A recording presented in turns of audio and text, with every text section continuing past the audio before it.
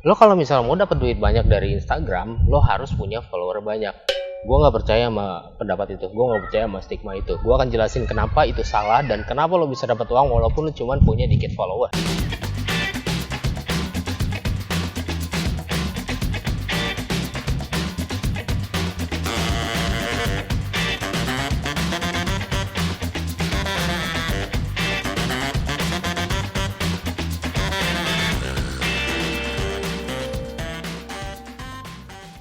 Jadi gini, lo sendiri penganutnya gimana? Lo sendiri percaya gak kalau misalnya memang, aduh, gue kalau untuk bisa dapat uang banyak di Instagram gue harus punya follower yang banyak? Lo sendiri percaya?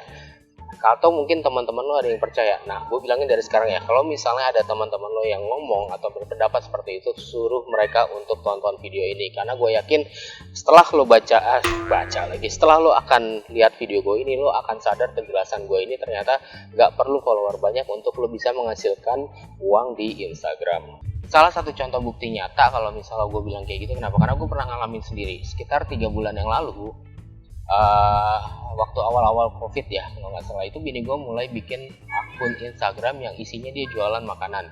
Nama akun Instagram adalah dapur.madev.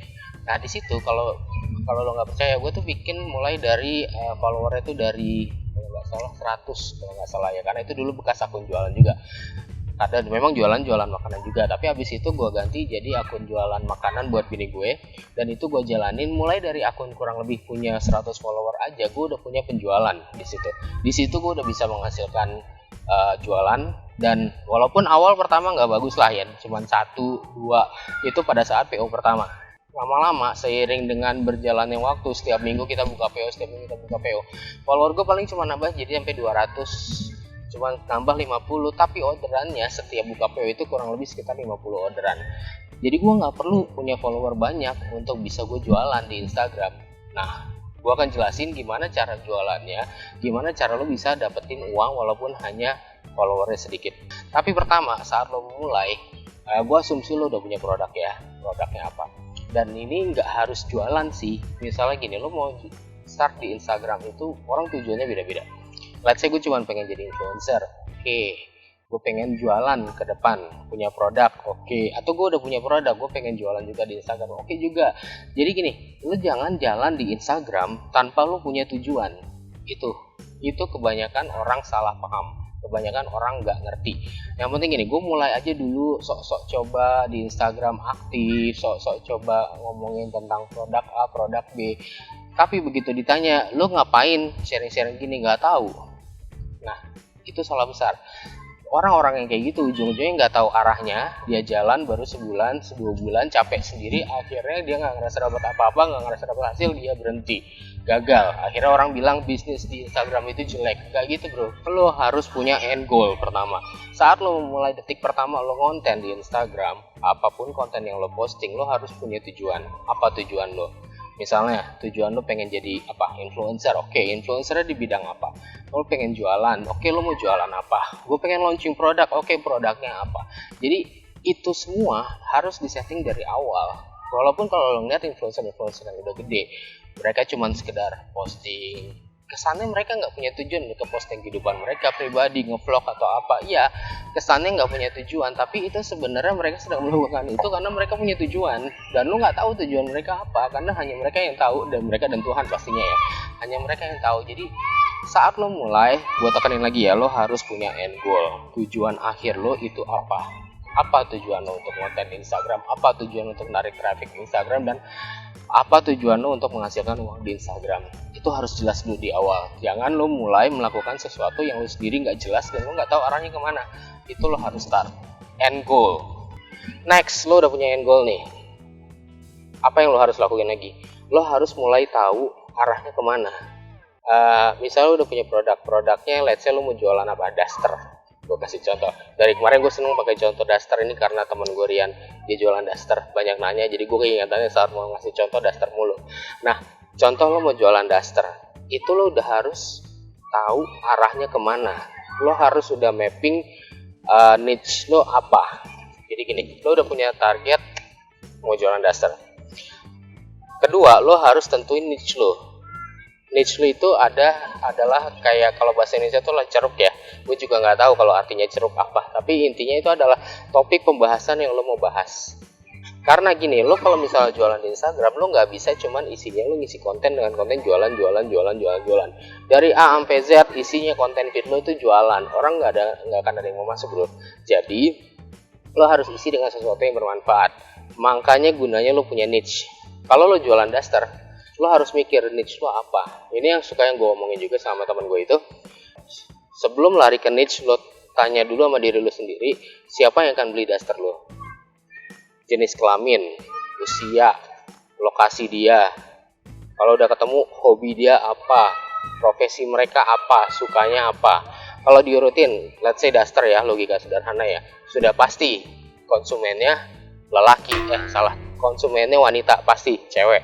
Bisa mama, bisa juga ABG kayaknya sedikit jarang, bisa juga yang wanita umur 20-an. Habis itu apa?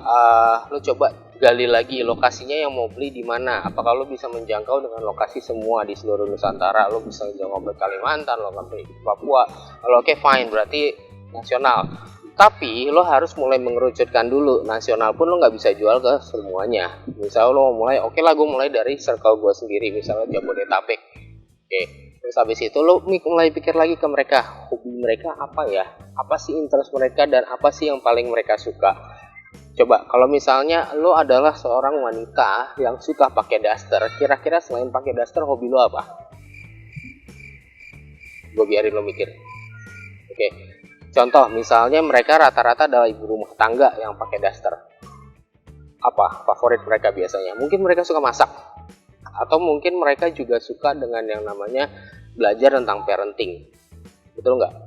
Oke, kita kerucutin lagi tuh. Oke, kalau misalnya mereka parenting, Diraja parenting biasanya adalah cewek-cewek muda yang baru nikah, itu suka banget belajar parenting. Cocok nggak sama niche dasternya ini? Kira-kira mereka bakal beli nggak? Bukan hanya dasternya, tapi lo lihat juga motif daster lo. Kalau motif daster lo, motif lo mama banget, cewek-cewek muda ini yang baru nikah, para Mahmud nggak akan mungkin mau beli dasternya, kecuali motif lo itu motif kayak yang kekinian lah, masih bisa dipakai sama cewek-cewek yang muda. Bisa lo incer parenting, tapi kalau misalnya enggak, mungkin lo bisa ganti. Oke, parenting nggak cocok buat gue. Misalnya masak, bisa.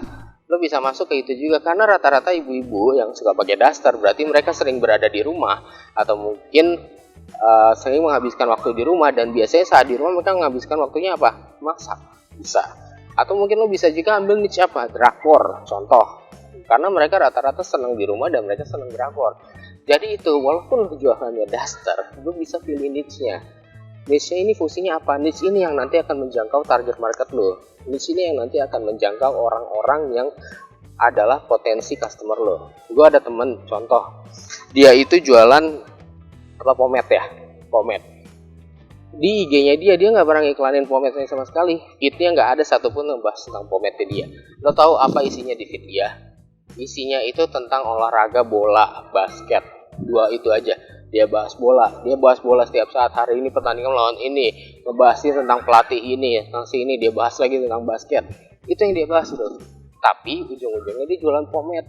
Kenapa dia melakukan itu? Karena dia sadar marketnya dia itu adalah di cowok. Dan cowok apa senangnya rata-rata? Senang olahraga, senang bola. Cowok-cowok muda. Nah, pas banget target yang dia lakukan. Jadi itu fungsinya, lo harus tahu siapa target market lo, dan apa kebiasaan mereka, apa hobi mereka, apa yang mereka suka lakukan, dan lo kerucutin lagi, lo ambil niche-nya. Dari misalnya, contoh si daster tadi untuk Rian, misalnya niche-nya jadi memasak. Berarti lo udah dapat satu topik, tinggal lo kerucutin lagi. Masaknya itu seperti apa, bagaimana gayanya, apa yang lo mau lakukan. Apakah lo mau bikin demo masak, apakah lo mau bikin tips untuk resep supaya ibu-ibu muda bisa belajar memasak dengan mudah gitu. Lo harus pikirin bagaimana secara detailnya niche yang tepat yang bisa menjangkau produk lo yang memang itu adalah end goal lo. Kalau lo udah punya niche, itu udah gampang. Tinggal lo arahin konten lo mau arahnya kemana sesuai dengan niche yang lo udah bikin. Simple nggak? Masuk akal nggak? Kalau misalnya emang nggak, coba lo tanya di komen di bawah ya. Langkah berikutnya lo tinggal simple, lo konten yang banyak. Konten yang banyak itu bukan berarti lo konten setiap hari 5 konten, nggak, terserah. Gue nggak minta lo untuk konten sehari sekali atau seminggu 2 kali, tapi intinya sesuai dengan apa yang lo bisa aja. Lo punya kesibukan, semua orang punya kesibukan, semua orang punya waktu masing-masing yang berbeda. Misalnya lo sanggup dalam seminggu lo upload konten 3 kali dalam seminggu, monggo silakan lakukan, tapi yang gue minta satu, konsisten untuk tetap lakukan upload konten lo. Kalau lo komit dalam seminggu 3, berarti lo harus setiap minggu jalanin 3 konten, dan 3 konten ini harus sesuai dengan niche yang lo minta, yang lo tetapkan. Lo misalnya udah tetapkan untuk masak, ya udah lo fokus untuk taruh konten niche tentang masak. Ingat ya, konten niche lo itu harus mencakup, harus punya manfaat, harus punya value, dan harus bisa mengundang orang yang datang. Value itu gimana? Konten lo itu antara harus menghibur, mendidik, informatif, atau inspiratif. Jadi lo bukan cuma tinggal konten tentang masakan, lo posting foto makanan doang, itu nggak ada artinya apa-apa. No, that is not value, my friend. Semua konten yang bervalue itu mempunyai sisi arti itu. Walaupun lo lihat misalnya di IG atau di TikTok lah, ada banyak cewek joget-joget nggak jelas, dangdutan, tiba-tiba like-nya banyak, tiba-tiba komennya banyak. Lo jangan salah, itu konten walaupun kesannya remeh atau receh, tapi punya value. Kenapa? Joget-joget, cewek cakep, pasti di satu sisi ada yang punya marketnya, itu ada yang butuh pengen ngeliat cewek-cewek kayak gini, itu market loh, dan itu informatif, dan itu menghibur, jadi punya value, makanya like-nya banyak, makanya komennya banyak. Jadi lo harus coba pikirin otak lo untuk mulai bikin konten yang punya value. Saat lo udah punya value yang lo bukan cuma sekedar posting, ya udah orang akan datang. Orang yang lo posting tentang masakan, ya misalnya gini, cara memasak untuk pemula, cara bikin sayur asem untuk orang yang baru masak, misalnya kayak gitu ya. Terus abis itu otomatis orang-orang yang tadinya nggak tahu cara bikin sayur asem dan cari tahu bagaimana cara bikin sayur asem, akhirnya masuk ke konten lo kan, masuk konten baca, dan alhamdulillah akhirnya kalau misalnya dia follow, bagus, masuk satu calon customer lo. Lakukan lagi konten lagi, masuk lagi satu calon customer lo. Itu jadi ibaratnya kayak ngumpulin semua target market lo itu di dalam satu kolam. Jadi lo kumpulin semua calon customer lo ke dalam satu tempat, ke dalam satu platform, which is misalnya IG lo kumpulin. Di situ lo kasih makan, lo kasih mereka dengan konten-konten yang value, yang bermanfaat buat mereka, sampai akhirnya mereka build apa? Mereka punya trust ke lo, ke akun lo, ke lo sendiri pribadi. Mereka punya trust, orang ini nih oke ya, gue percaya ya, rajin ya, kredibilitas lo terbangun, authority lo terbangun di akun itu. Saat itu sudah terjadi, saat lo mau jualan, cetek, itu cuma tinggal jentikin jari lo, dah mereka akan beli. It's that simple. Oke. Tapi lo perlu nunggu berapa follower? Tergantung bro, tergantung. Bahkan kalau lo mulai dari 200 follower, 300 follower, bisa asal lo caranya kayak gitu. Tapi ingat, lo harus menguasai, ini yang namanya jualan di sosial media ya, itu agak unik. Lo harus bisa menguasai apa yang namanya seni jualan tanpa jualan. Ya kedengarannya aneh, gue juga pas ngomong kok merasa kok gue aneh ya, tapi itu intinya. Lo harus bisa menguasai seni jualan tanpa jualan, karena itu adalah satu hal yang gue praktekin di akun dapur.made gue. Itu sudah bisa jualan 50 order per hari, gampang, dan lo harus tahu caranya bagaimana. Tapi sebelum lo tahu caranya, lo jalanin dulu apa yang sudah gue informasikan sebelumnya di video ini. Jangan lupa untuk subscribe, karena gue akan upload terus video optimasi Instagram dan juga social media marketing rutin setiap minggunya. Dan juga follow akun Instagram gue di ivananwar.id. I'll see you guys on the next video. Bye bye.